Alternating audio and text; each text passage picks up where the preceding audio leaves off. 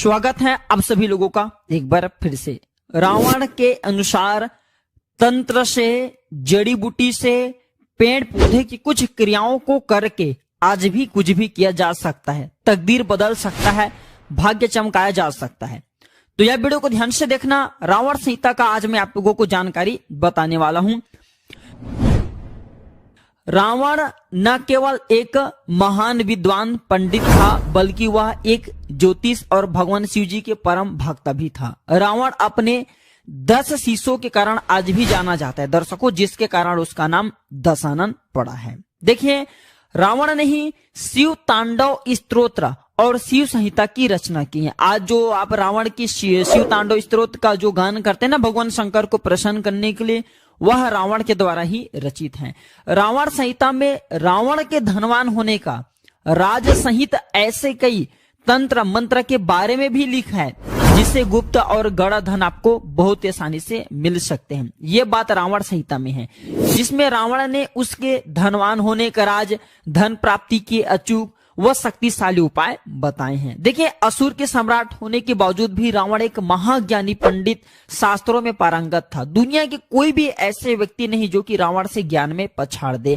माना जाता है कि सौर मंडल के संपूर्ण ग्रह के जितने भी सौर मंडल के संपूर्ण ग्रह हैं, ये रावण की इशारों पर चलते थे। कोई भी ग्रह रावण के विरुद्ध कार्य नहीं कर सकता था। तो आप समझ सकते हैं कि रावण कितना बड़ा ज्ञानी था, कितना बड़ा शक्तिशाली था। यहाँ तक कि मेघनाद के जन्म के पूर्व जब वह अपनी माता मंदोदरी के गर्भ में था, जब मेघनाद, तब रावण ने उसे अमर बनाने के लिए सभी नक्षत्रों को एक स्थिति में ला दिया था। तो इस दौरान सभी ग्रहों ने रावण के निर्देश अनुसार ही कार्य किया, लेकिन केवल शनि ने अपना स्थान परिवर्तन कर दिया, जिसके चलते मेघनाद को अमर बनने की जो सपना थी, रावण ने अमर बनाने की जो सपना रखी थी, वह सपना पूर्ण नहीं हो सका।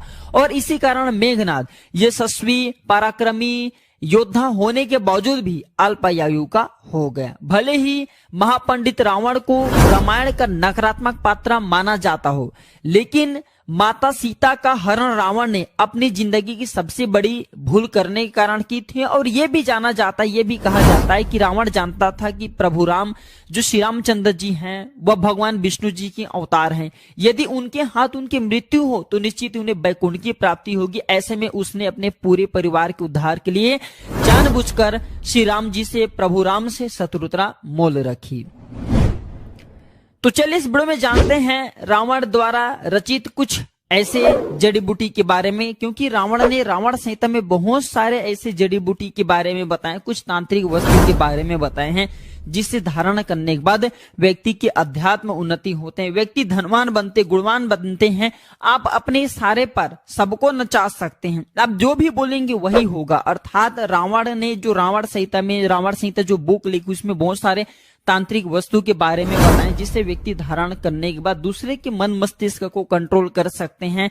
ये बहुत सारे आप जो है क्रियाओं को कर सकते हैं, अर्थात आप दूसरे को वशीभूत कर सकते हैं, साथ ही साथ धनवान बन सकते हैं। ये माला को, ये जो जड़ से धारण करने के बाद व्यक्ति के जीवन में ऐसा धन संपदा आना शुरू हो जाते हैं, जिसकी आप कल्पना भी नहीं कर सकते। सर्वप्रथम तो इस वीडियो में मैं आप लोगों को कुछ साधारण उपाय बताऊंगा, फिर मैं आप लोगों को पहनने जाने वाले जड़ के बारे में बताऊंगा। तो देखिए, अगर आप हर काम में लाभ पाना चाहते हैं, तो रावण संहिता के अनुसार किसी भी काम में सफलता न मिले तो दुर्वा घास का आप जो है उपाय कर सकते हैं। सफेद दुर्वा आपको लेना है और उसमें कपिला गाय यानी कि सफेद गाय के दूध के साथ आप उसे पीस लेना है। इसके बाद इसका तिलक आपको लगाना है। कहीं भी आपको जाना है, देखना आपको उस कार्य में सफलता बिल्कुल ही मिलती है। वशीकरण का काम करता है, जबरदस्त पावरफुल वशीकरण का काम करते हैं। और भी बहुत अच्छा गुप्त जानकारी बताने से पहले रावण संहिता की और भी जो कीमती जानकारी वो सब मैं आपको फ्री में बता रहा हूँ। ये जानकारी आपको किसी किताब में नहीं मिलेंगी। तो ये सारे जानकारी बताने से पहले सभी दर्शकों से गुजारिश करना चाहूंगा, कमेंट बॉक्स में अभी तक जय श्री राम नहीं लिखे तो जय श्री राम जरूर लिखना। रावण संहिता के अनुसार अगर जातकों को व्यापार में नुकसान ही नुकसान हो रहा है या फिर जातकों को धन्य धान की कमी हो, तो कुबेर मंत्र का जाप जरूर करना चाहिए, इसे रावण कहते हैं। इसके लिए जातक को सच्चे मन और पूरी श्रद्धा के साथ, मैं कुबेर मंत्र बता रहा हूँ, ये मंत्र का आपको कम से कम 108 बार जाप जरूर करना चाहिए नित्य ही। ओम यक्षाय कुबेराय वैष्णवाय धन धान्यधिपते धन धान्य समृद्धि में देही दापाय स्वाहा। मैं इसे वीडियो में जो स्क्रीन चली उसमें भी लिखवा दूंगा, एक बार फिर से सुन लीजिए। ओम यक्षाय कुबेराय वैष्णवाय धन धान्यधिपते धन धान्य समृद्धि में देही दापाय स्वाहा। अगर ये मंत्र होली है, दीपावली में जितना जाप करते हैं उतना ज्यादा इसका पॉजिटिव रिजल्ट मिलते हैं। आपके घर में 3 महीने के भीतर में इतना ज्यादा धन संपदा आ जाती है जिसकी आप कल्पना नहीं कर सकते। लेकिन रावण संहिता कहते हैं कि नित्य रूप से अगर इन्हें 3 माह तक 108 बार, कभी भी 3 माह तक 108 बार जपा जाए तो बिल्कुल ही ऐसे व्यक्ति के घर में कुबेर जी महाराज, माता लक्ष्मी दौड़ी चली आती हैं। लेकिन ये मंत्र जाप करते हैं तो आपको सामने में कौड़ी रख करके ही पूजा करना चाहिए, जपना चाहिए। जब 3 माह पूरे हो जाए तो उसे उठाकर जो कौड़ी है उसे जहां पर आप पैसा रखते हैं वहां पे रख देना चाहिए। मान्यता है कि ऐसा करने से जीवन में कभी भी धन्य धन की कमी नहीं होती। ऐसा मैं नहीं बोल रहा हूं, बल्कि रावण संहिता में लिखे हैं। चलिए अब इस वीडियो में जानते हैं रावण जी के अनुसार कि कौन सी जड़ी बूटी को धारण करने के बाद, कौन सी ऐसे जड़ हैं जिसे धारण करने के बाद हम अपने तकदीर को बदल सकते हैं, अपने बुरे समय को समाप्त कर सकते हैं, अपने भाग्य को चमका सकते हैं। पहला है काला धतूरा। ध्यान से सुनिएगा। रावण कहते हैं, रावण संहिता के अनुसार रावण बहुत बड़ा तांत्रिक था, इसलिए रावण कहते हैं कि जितने भी समाज में व्यक्ति की अनहोनी होती है, दुर्घटना होती है, मान सम्मान की हानि होती, जीवन में तरक्की नहीं मिलती, व्यक्ति बहुत ही परेशान हो जाती है, ये सब किसके कारण होता है? शनि के कारण। तो ऐसा माना जाता है जो काला धतूरा है इसके जड़ में भैरव बाबा का वास होता है, महाकाल का वास माना जाता है और साथ ही साथ भगवान शनि देव का वास माना जाता है। तो ऐसा कहा गया है कि काला धतूरा की जड़, जो व्यक्ति धनवान बनना चाहते हैं, मान सम्मान प्रतिष्ठा प्राप्त करना चाहते हैं या फिर राजनीतिक क्षेत्र से जुड़े हुए चाहते हैं कि सभी लोग उनके बात माने, लोग उनके इशारे पर चले, उनके अनुरूप ही चले, कोई दूसरे कार्य ना करे, या फिर व्यक्ति धनवान बनना चाहे, सट्टे में विजय प्राप्त करना चाहे, शेयर मार्केट में अच्छे लाभ मुनाफा कमाना चाहते हैं, काले बाजारी से धन प्राप्त करना चाहते हैं, ऐसे व्यक्ति को काला धतूरा की जड़ जरूर धारण करना चाहिए। कैसे धारण करना चाहिए, कब धारण करना चाहिए, कौन सी दिन धारण करना चाहिए, सारी जानकारी वीडियो के समाप्त में मिलेंगे। इसके बाद रावण जी कहते हैं कि काला एरण की जड़। ध्यान से सुनना, जो काला कलर की एरण होती है, सफेद कलर की वैसे तो जो एरण है ये आपको यत्र तत्र, जो रेड कलर की एरण है ये भी यत्र तत्र आपको मिल जाते हैं, लेकिन जो काला कलर की एरण है थोड़ा सा आपको ढूंढने पे वैसे मिल जाते हैं, कोई कठिन नहीं है, लेकिन थोड़ा सा दुर्लभ है। तो ऐसा माना जाता है जो एरण है माता पार्वती की ही स्वरूप कहे गए हैं, माता पार्वती से ही एरण जो है उत्पन्न हुआ है। तो जो काला एरण है, कोई भी व्यक्ति काला एरण धारण करते हैं तो ऐसे व्यक्ति को आदि शक्ति, महाशक्ति की कृपा प्राप्त होते हैं। ऐसे व्यक्ति के शरीर में सम्मोहन की सिद्धियां बढ़ जाती हैं। ऐसे व्यक्ति अगर काला एरण की जड़ धारण करे, जैसे कि कहा गए हैं जो डरपोक व्यक्ति भी अगर काला एरण की जड़ धारण करे तो ऐसे व्यक्ति साहसी बन जाते हैं, ऐसे व्यक्ति से लोग डरने लगते हैं, ऐसे व्यक्ति पे माँ लक्ष्मी जो है धन लुटाना शुरू कर देती है, क्योंकि इसका स्वाभाविक से ही गुण है, जहां पे शक्ति वहां पे लक्ष्मी स्वतः खींचे चले आते हैं। तो जो काला एरण है अगर आप धारण करते हैं तो आपको सिद्धियां की भी प्राप्ति होती है।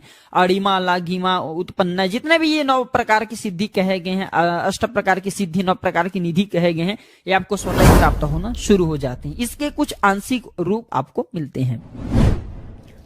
इसके बाद है काला हल्दी। ध्यान से सुनिएगा, मार्केट में सबसे ज्यादा जो बिका जाने वाला तांत्रिक चीज है उसमें काला हल्दी की गणना आती है।